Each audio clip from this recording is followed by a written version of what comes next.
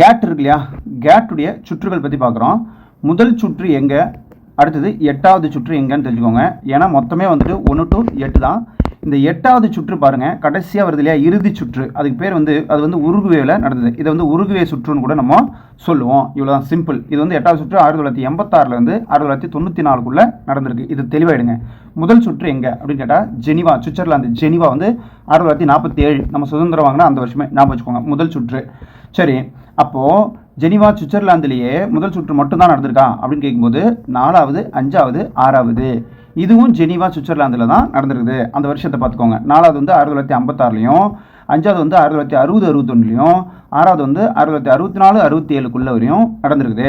அப்போ இனிமேல் இன்னும் எதை பார்க்கணும் அப்படின்னா 2வது நம்ம பார்த்தாகணும். 2வது வந்து அன்னீசி, ஃப்ரான்ஸ் 1949 வருது. அன்னீசி நமக்கு பெரிய அண்ணி சின்ன அண்ணின்னு ஞாபகம் வச்சுக்கோங்க. 2வது.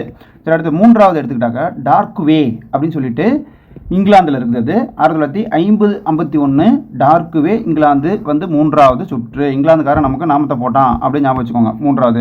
அடுத்தது 6வது எடுத்துக்கிட்டிங்க, இதெல்லாம் தெரிஞ்சிச்சு. அடுத்து 7வது வாங்க.